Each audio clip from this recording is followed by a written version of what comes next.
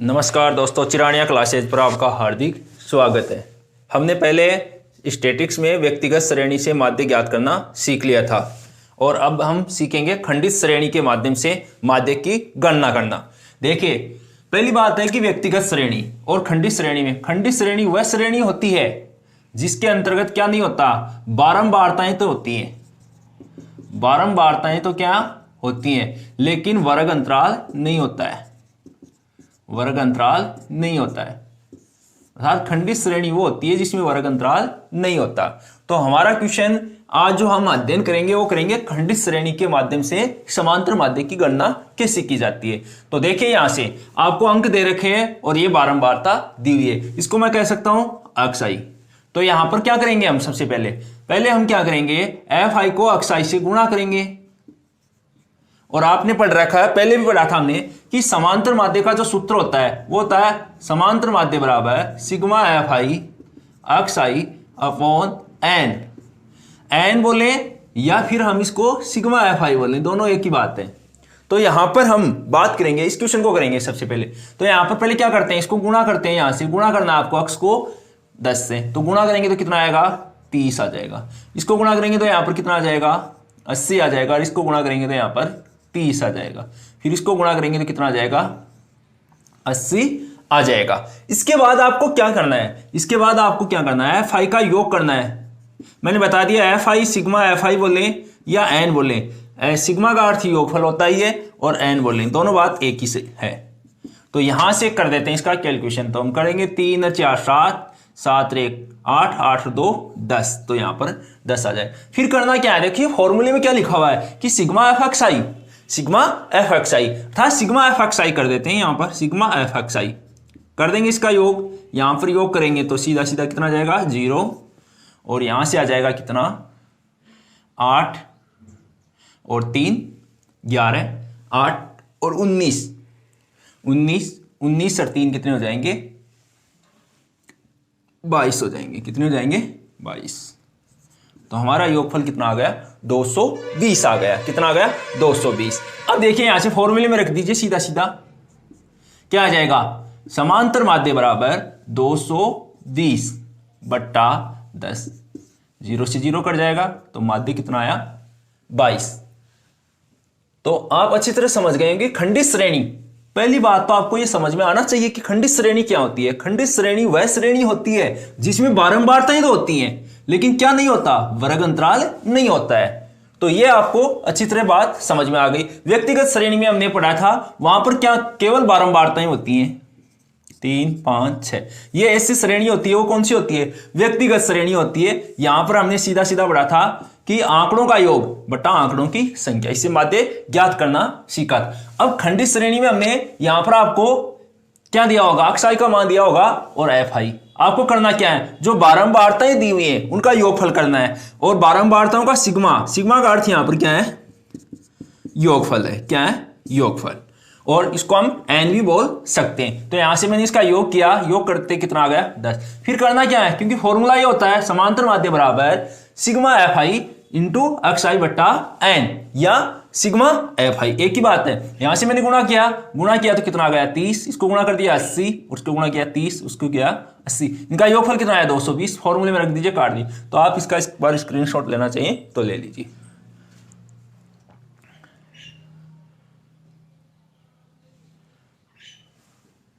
तो खंडित श्रेणी के माध्यम से यह सामान्य सा क्वेश्चन था जो आपको अच्छी तरह से समझ में आ गया होगा। अब इसका एक विशेष क्वेश्चन हम और लेते हैं, देखिए आप।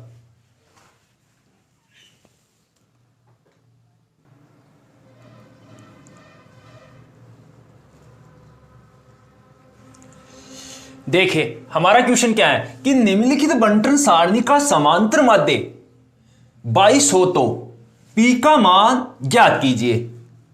आपको पता है, बहुत ही सरल तरीके से इस क्वेश्चन को हम हल करेंगे, आपको ज्यादा समय नहीं लगेगा। समझना इतना है कि अगर हमें समांतर माध्य दे रखा है और हमें अक्स का, सॉरी यहां पर हम कर लेते हैं इसको, P का मान ज्ञात कीजिए। प्रश्न में क्या करना है, P का मान ज्ञात कीजिए। तो यहां पर सीधा सीधा हमने फॉर्मूला पढ़ रखा है, सब फॉर्मूले को ध्यान में रखिए कि हमारा जो सूत्र था वो क्या था कि समांतर माध्य बराबर समांतर माध्य बराबर सिग्मा एफ आई एक्स आई अपॉन सिग्मा एफ आई बोले या एन बोले की बात है, दोनों सही है, मैंने दोनों बातें बताई थी। यहां पर देखिए ध्यान से, अब करना क्या है यहां पर, सबसे पहले हम करते हैं क्या है कि सिग्मा इसको बोलते हैं अक्साई, तो यहां से एफ आई को अक्साई से गुणा कर देते हैं, तो एफ आई को अक्साई से गुणा करते हैं, एफ आई इंटू अक्साई गुणा करेंगे तो यहां पर कितना आएगा 30, और इसको गुणा करेंगे तो कितना आएगा 20 पी आएगा, क्या आएगा 20 पी, इसको गुणा करेंगे तो कितना आएगा 30 आएगा, और इसको गुणा करेंगे तो यहां पर कितना आएगा 80 आ जाएगा। अब कर देते हैं इसका योगफल, तो यहां से इसका योगफल करेंगे तो ये आएगा सिग्मा एफ आई, तो यहां से कर देते हैं 2 और 1 3 3 3 6 प्लस पी। ध्यान में रखना है जो चर संख्याएं होती हैं वो कभी भी अचर संख्याओं में नहीं जुड़ती हैं, उनको अलग लिखते हैं, तो यहां पर 6 प्लस पी आएगा, ये ध्यान में रखने वाली बात है। यहां से फिर कर देते हैं, इनको गुणा करते हैं तो ये तो अलग आएगा, इसको कर देते हैं 30 30 60 और 8 6 14, कितना आ जाएगा 14, तो यहां से आ जाएगा सिग्मा एफ आई अक्साई बराबर, तो यहां से आ जाएगा 140 प्लस ये कितना आ गया 20 पी, ये आ गया। यहां से कर दिया मैंने 8 3 11 और 11 3 14। ध्यान रखना है, मैंने अभी बताया था आपको कि कौन सी संख्याएं जो चर जिनका मान निश्चित नहीं होता उनको हम जोड़ नहीं सकते, कौन सी अचर संख्याओं जिनका मान निश्चित होता है, अर्थात इनको अलग रखना है आपको। तो यहां से आएगा 140 प्लस 20 पी, ये ध्यान रखने वाली बात है। अब कुछ भी नहीं करना आपको, क्वेश्चन में केवल फॉर्मूले में रखना आपको। तो यहां से देखिए समांतर माध्य कितना दे रखा हमें 22 दे रखा, तो मैंने 22 रख दिया, यहां पर 22 रख देता हूं। इसके बाद सिग्मा एफ एक्स आई का मान कितना आया हमारे पास 140 प्लस 20 पी बट्टा सिग्मा एफ आई का मान कितना है, यहां पर सिग्मा एफ आई का मान है वो है 6 प्लस पी, 6 प्लस पी, ये रख दिया हमने। अब देखिए यहां से कर देते हैं इसको, यहां पर कोई संख्या के नीचे हम क्या लगा सकते हैं 1 लगा सकते हैं, तो इसको वज्र गुणा कर दीजिए, इस संख्या को इससे गुणा कर दीजिए और इसको इससे गुणा कर दीजिए। तो कर देता हूं मैं यहां से गुणा, तो जैसे ही हम गुणा करेंगे तो यहां पर आएगा 22, अगर 2 संख्याएं हैं तो हम कोष्टक में लिखेंगे, इसको लिख दिया मैंने, बराबर 1 से गुणा करेंगे तो वही संख्या वापस से आ जाएगी, तो ये आ गया। यहां तक आपको बात अच्छी तरह से समझ में आ गई होगी। अब देखिए यहां से गुणा करते हैं तो यहां पर क्या आएगा, इसको गुणा करेंगे तो 6 को 2 से गुणा किया 12 और 12 और 1 13 प्लस यहां से गुणा किया तो 22 पी आ गया बराबर, यहां से कर देते हैं 140 प्लस 20 पी। अब क्या कर देंगे पक्षांतरण कर देंगे, प्लस की संख्या को माइनस कर देंगे और माइनस की संख्या को प्लस कर देंगे, अर्थात इधर ये अच्छी सी बात आपको समझ में आ जानी चाहिए कि बराबर के निशान के इधर प्लस होता है तो इधर जाएगा तो माइनस हो जाएगा, माइनस होगा तो प्लस हो जाएगा, और भाग में होगी तो वो गुणा में बदल जाती है या बट्टे में बदल जाती है, और गुणा की संख्या वो भाग में बदल जाती है, ये ध्यान में रखना आपको। तो ये बात तो आपको अच्छी तरह से समझ में आ गई होगी। अब देखिए यहां से इसको करते हैं, तो यहां पर मैं क्या करूंगा, इस p का मान चाहिए तो p वाले मान को तो इधर लेकर आऊंगा, तो ये 20 इधर आएगा, किसका हो जाएगा माइनस का, और 132 इधर जाएगा तो वो किसका हो जाएगा, ये भी माइनस का हो जाएगा। यहां से इसको घटाएंगे तो कितना आ जाएगा 2p बच गया, और इसको घटाएंगे तो यहां पर कितना बच गया 8 बच गया, कितना बच गया 8। अभी मैंने बताया था गुणा की संख्या वो ये किस में है, देखो चर संख्याएं होती हैं, चर संख्याएं अचर संख्या के साथ लिखी हुई तो वो सदा गुणा में मानी जाती है। जैसे जैसे लिखा हुआ 3 अक्ष, इसका अर्थ क्या है यहाँ पर 3 गुणा अक्ष लिखा हुआ है, ये बात आपको अच्छी तरह से समझ में आनी चाहिए कि ये गुणा में लिखा हुआ है, किसमें लिखा हुआ है गुणा में, तो ये भी किसमें है गुणा में, और गुणा की संख्या चली जाती है भाग में या बट्टे में। p बराबर आ जाएगा 8/2 बराबर कितना आएगा 4, तो हमारा p का मान कितना आ जाएगा 4, तो यहां से p का मान कितना आया 4। एक बार आप इसका स्क्रीनशॉट लेना चाहिए तो स्क्रीनशॉट लीजिए, फिर हम दोबारा इसका अध्ययन करते हैं।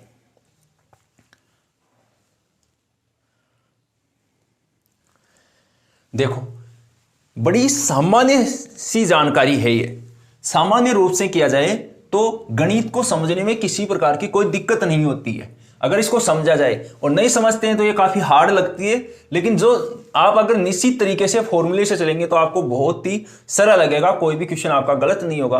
तो यहां से जो बात कर रहे थे वो क्या थी कि आपको समांतर माध्य कितना दे रखा था, 22 दे रखा था।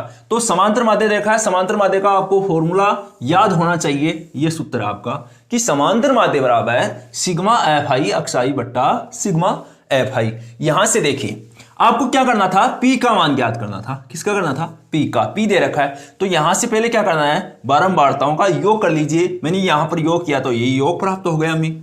फिर क्या किया मैंने, xi को fi से गुणा कर दिया। जैसे ही गुणा किया तो कितना आ गया, यहां पर 30 आ गया। इसको गुणा किया तो 20p आ गया, और इसको गुणा किया तो 30। इसको किया, यहां से ध्यान रखने वाली ये p है वो इसमें प्लस में लिखा जाएगा। और यहां पर भी क्या करना है, आपको 20p को अलग लिखना है। ये कभी भी इसमें मत जोड़ना, ये जोड़ दिया तो गलत हो जाएगा क्वेश्चन। ये जोड़ने के बाद ये आया और फिर मैंने फॉर्मूले में रखा, यहां से वज्र गुणा कर दिया। इसको वज्र गुणा किया तो सीधा सीधा कितना आया, 132 22p, और इसको गुणा किया तो यहां से आ गया। फिर मैंने 20p का इधर पक्षांतरण कर दिया तो 2 बच गया, और यहां से 140 में से घटाया तो कितना, तो p का मान कितना आ गया, 4। अब इससे संबंधित और क्वेश्चन हम लेते हैं।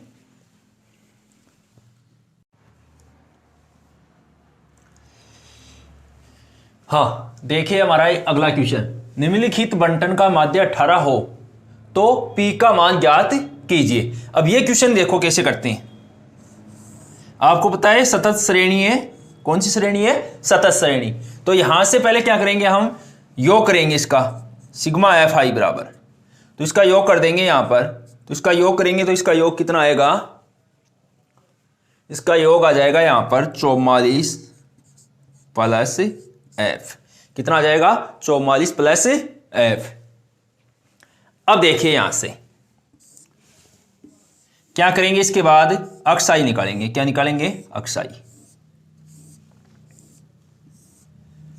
तो इसकी अक्साई निकाल लेते हैं। अक्साई निकालेंगे तो इसको दोनों को जोड़ना, आपको पहले बताया था मैंने, निम्न सीमा और ऊपरी सीमा को जोड़कर 2 का भाग लगा देते हैं। वर्ग अंतराल की जो निम्न सीमा है और ऊपरी सीमा, उनमें 2 का भाग लगा देते हैं।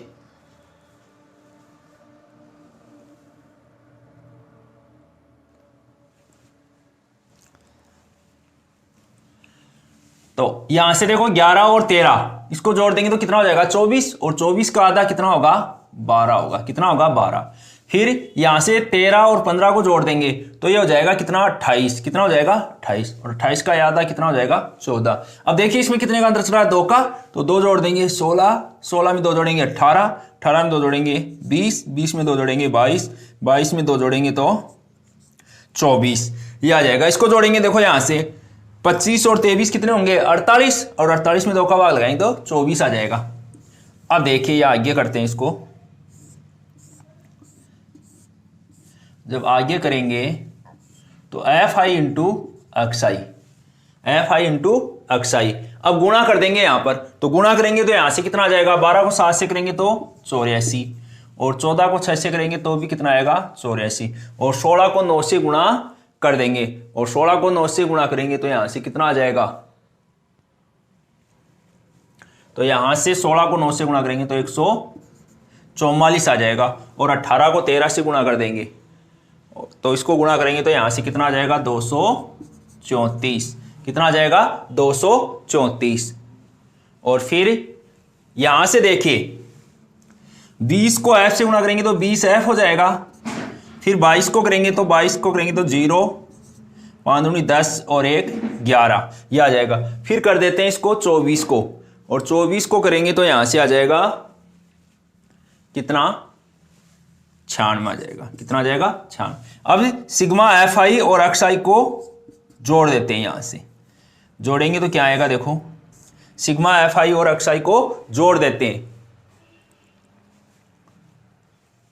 तो यहां से सिग्मा, इसको जोड़ेंगे तो यहां से जोड़ेंगे तो आएगा 752 प्लस आपका हो जाएगा यहां से 20f, ये आ गया।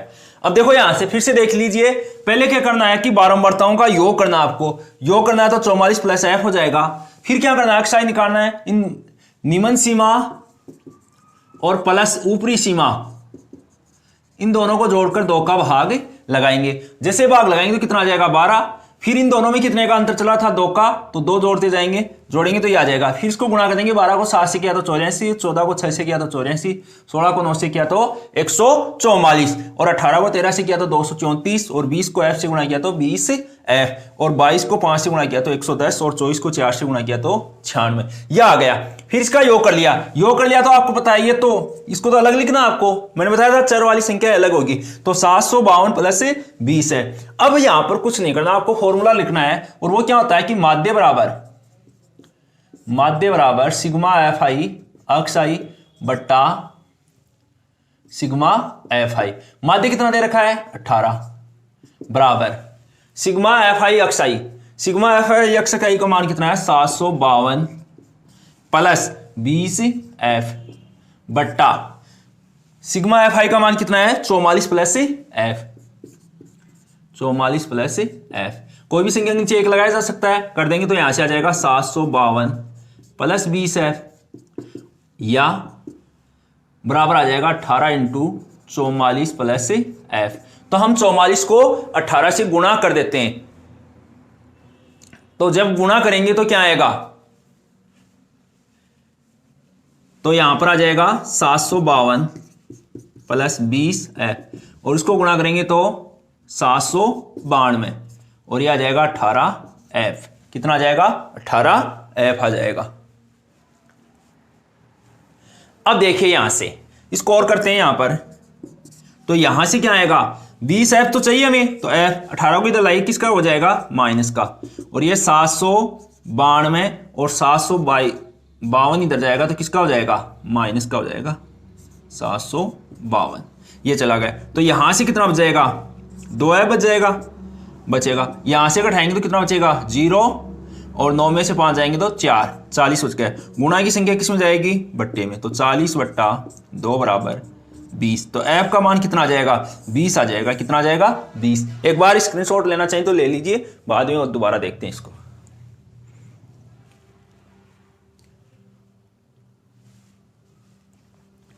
देखिए दोबारा से क्वेश्चन को देखिए, निम्नलिखित बंटन का माध्य 18 हो तो पी का मान ज्ञात कीजिए, ये है हमारा क्वेश्चन। तो यहां से क्या दे रखा है आपको, वर्ग अंतराल और एफ आई दे रखी है। पहले आपको बताया कि यहां से अक्साई निकालेंगे। अक्साई कब आती है, जब निम्न सीमा और ऊपरी सीमा में किसका भाग लगाएं, 2 का भाग लगाएं। आप अच्छी तरह से समझ रहे हो इस बात को कि अक्साई कैसे निकालते हैं, ये शुरू से ही पढ़ रहे हैं हम। अक्स प्लस 11 प्लस 13 जोड़ दिया, कितना हुआ है 24, इसमें भाग लगाएंगे तो कितना हो जाएगा 12 हो जाएगा, 2 का भाग लगाएंगे। यहां से 13 और 15 को जोड़ेंगे तो कितना हो जाएगा 28, 28 में 2 का भाग लगाएंगे 14। फिर आपको पूरे में भाग लगाने की आवश्यकता नहीं है। यहां से देखिए कितने का अंतर चला है, 2 का अंतर चला है, तो 2 जोड़ दिया हमने, 12 में 2 जोड़ा 14, 14 में 2 जोड़ा 16, 16 2 18 20 22 और 24। फिर क्या करना है, एफ आई को अक्स, आप तो केवल फॉर्मूले को ध्यान में रखिए कि माध्य बराबर sigma F I into X I. गुणा कर दिया, यहां से गुणा किया तो 84, इसको गुणा किया तो 84, इसको गुणा किया तो 144, और 13 को 18 से गुणा किया तो कितना आ गया 234, और 20 को f से गुणा किया तो 20f, और 22 को 5 से गुणा किया तो 110, और फिर 24 को 4 से गुणा किया तो 96। फिर क्या किया, इनका योग करना, ध्यान रखना है f नहीं जुड़ेगा, f अलग होगा। तो यहां से लिखा जाएगा 44 प्लस f, क्योंकि चर संख्याएं एक जगह जुड़ती हैं और अचर संख्याएं एक जगह जुड़ती है, ध्यान रखने वाली बात है। चर का पता ही आपको, जिनका मान निश्चित नहीं हो, अचर वो है जिसका मान निश्चित ही हो। ये हो गया।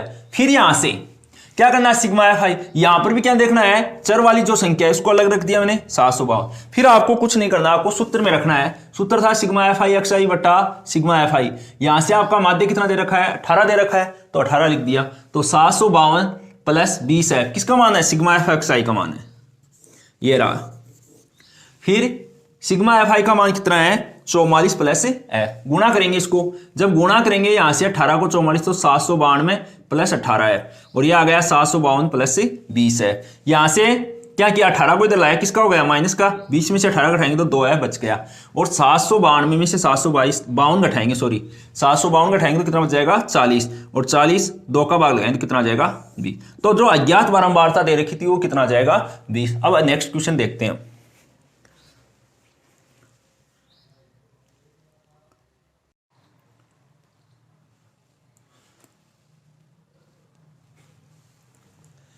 देखिए हमने व्यक्तिगत श्रेणी पढ़ ली है, इसके बाद हमने खंडित श्रेणी पढ़ ली है। इसके बाद अब जो लास्ट श्रेणी है वो कौन सी है? सतत श्रेणी। सतत श्रेणी आपको दी हो तो समांतर माध्य की गणना कैसे की जाती है, इसका अध्ययन हम करेंगे। देखो ये तो आपको अच्छी तरह से समझ में आ जानी चाहिए कि सतत श्रेणी, व्यक्तिगत श्रेणी कौन सी होती है? जिसमें केवल मात्र बारंबारताएं दी हुई होती है, वो तो सतत श्रेणी। वो तो कौन सी होती है आपकी श्रेणी? उसकी बात करें तो वो श्रेणी होती है आपकी व्यक्तिगत श्रेणी। जैसे आपको ऐसा दिया हुआ है, ये क्वेश्चन दिया, ये कौन सी श्रेणी है? व्यक्तिगत श्रेणी है। कौन सी है? व्यक्तिगत श्रेणी। और खंडित श्रेणी कौन सी होती है? जिसमें वर्ग अंतराल न हो,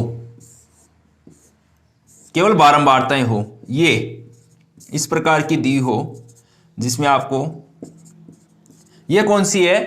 आपकी खंडित श्रेणी है। और जिसमें वर्ग अंतराल भी हो और बारंबारताएं भी हो, वो कौन सी श्रेणी कहलाती है? सतत श्रेणी कहलाती है। तो हम जो माध्य ज्ञात करेंगे वो करेंगे सतत श्रेणी के माध्यम से। अब देखिए सतत श्रेणी से माध्य ज्ञात करते समय आपको किन बातों का ध्यान देना है।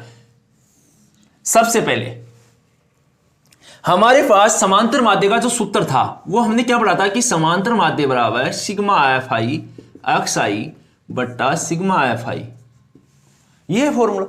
तो सबसे बड़ी बात क्या है कि हमें अक्साई का मान चाहिए। तो अक्साई का मान निकालने के लिए क्या करते हैं? हम वर्ग अंतराल की जो निम्न सीमा, इसको बोलते हैं निम्न सीमा, इसको बोलते हैं उच्चतम सीमा। वर्ग अंतराल की निम्न सीमा, निम्न सीमा और प्लस उच्चतम सीमा या उच्च सीमा या ऊपरी सीमा, एक ही बात है। इसको हम यहां पर निम्न सीमा या ऊपरी सीमा, ऊपरी सीमा बट्टा दो का भाग लगा देते हैं। अर्थात जो वर्ग अंतराल हमें दे रखा है उसका औसत निकालना। आपको क्या निकालना है? औसत। ये निम्न सीमा हो गई, ये उच्च सीमा हो गई, इन दोनों में 2 का भाग लगा देंगे तो हमें क्या प्राप्त हो जाएगा? अक्साई प्राप्त हो जाएगा। तो यहां से 10 और 20 इसको जोड़ दीजिए, कितना हो गया? 30। 30 में 2 का भाग लगाएंगे तो कितना आ गया? 15 आ गया। कितना आ गया? 15। ये निकालने के बाद आप ऐसे कर लीजिए, 20 और 30 को जोड़ दीजिए, कितना हो गया? 50। 50 में 2 का भाग लगाएंगे तो 25। ये निकालने के बाद देखिए इनमें कितने का अंतर चल रहा है? 10 का अंतर चल रहा है। कितने का चल रहा है? 10 का। तो यहां से 10 का अंतर चला है तो अगला मान आ जाएगा 10 जोड़ दीजिए इसमें। 10 जोड़ेंगे 20 में 25 में तो कितना आ जाएगा? 35 आ जाएगा। और 35 में 10 जोड़ेंगे तो कितना आ जाएगा? 45 आ जाएगा हमारे। आप ऐसे भी कर सकते हैं, 50 और 40 को जोड़िए, कितना हो गया? 90। 90 में 2 का भाग लगाएंगे कितना आएगा? 45। तो आपको अक्साई अच्छी तरह से समझ में आ गया होगा। एक बार फिर देख लिया, आपको समझ में नहीं आया कि जो अक्साई निकालना है वो करना क्या है? वर्ग अंतराल की निम्न सीमा और ऊपरी सीमा में आपको 2 का भाग लगाना है। तो मैंने यहां पर 2 का भाग लगाया, लगाते कितना आ गया? 15। फिर इन दोनों को जोड़कर भाग लगाया तो कितना आया? 25। अब आपको अगर 2 मान प्राप्त हो गए तो इनमें अंतर चल रहा है, वो जोड़ता जाइए, उतना ही जोड़ना आपको। 15 में 10 जोड़ेंगे 25, 25 में 10 जोड़ेंगे 35, 35 में 10 जोड़ेंगे तो 45। ये आ गया। इसके बाद करना क्या है? पहले वाला यह बन गया। आप तो जो हमने खंडित श्रेणी में पढ़ा था वही करना है। क्या करना है? एफ आई को अक्साई से गुणा करना है।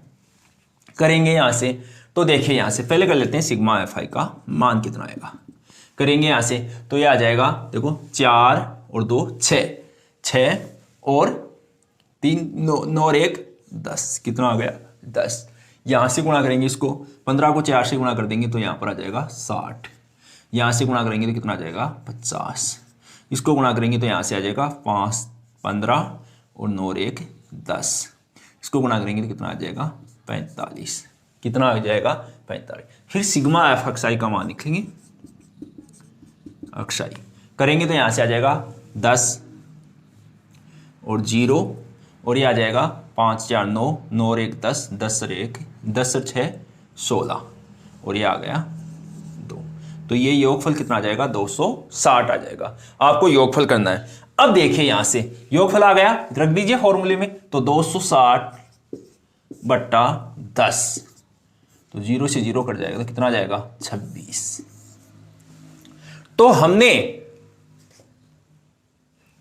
लगातार जो अध्ययन कर रहे हैं, हमने पहले इसके 3 वीडियो पढ़ लिए थे, हमने अति गहराई से समांतर माध्यम से जो बनने वाले सारे क्वेश्चन थे, कोई भी कंपटीशन एग्जाम हो उसमें बनने वाले सारे क्वेश्चनों का हमने अध्ययन कर लिया है कि हमने ये शुरू में व्यक्तिगत श्रेणी से भी किया, इसके बाद हमने उससे संबंधित कुछ विशेष क्वेश्चन लिए थे जो सर्व समीकरणों पर आधारित थे, उन क्वेश्चनों का अध्ययन किया। इसके बाद हमने क्या किया, इसके बाद हमने जो अध्ययन किया वो कौन सी श्रेणी की, खंडित श्रेणी। खंडित श्रेणी से हमने सामान्य रूप से क्वेश्चन भी किया और अज्ञात बारंबारताओं को ज्ञात करने वाले क्वेश्चनों का भी अध्ययन किया। और इसके बाद जो क्वेश्चन किया हमने वो किया हमने सतत श्रेणी के माध्यम से।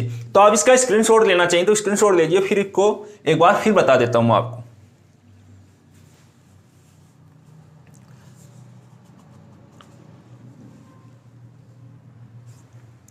देखो, सतत श्रेणी में समांतर माध्य की गणना करते समय सबसे पहले ध्यान किस चीज का देना है कि आपको अक्षाई निकालना है। अक्षाई नहीं दिया होगा, इसमें वर्ग अंतराल दिया होगा। और अक्षाई कब आता है, निम्न सीमा में ऊपरी सीमा दोनों का योग करने पर 2 का भाग, निम्न सीमा प्लस ऊपरी सीमा में 2 का भाग, तो इन दोनों को जोड़ेंगे, जोड़ दिया तो कितना हो गया 30, और 30 में 2 का भाग लगाएंगे तो कितना आ गया 15, फिर इन दोनों को जोड़कर 2 का भाग लगाएंगे तो 25, इन जोड़कर लगाएंगे और इसमें लगाएंगे तो यह आ गया आपका। फिर करना क्या है, इसका योग किया मैंने तो कितना आ गया 10, और फिर इसको गुणा कर दिया, यहां से इसको गुणा किया और इसके बाद इसका योगफल कितना आया और सीधा सीधा फॉर्मूला में रख दिया, 0 से 0 कट रहा है तो कितना आ गया हमारा माध्य आ गया 26। तो अगले वाले वीडियो में हम लेकर आएंगे माध्यिका से संबंधित क्वेश्चन। तब तक आपका दिन शुभ रहे, धन्यवाद।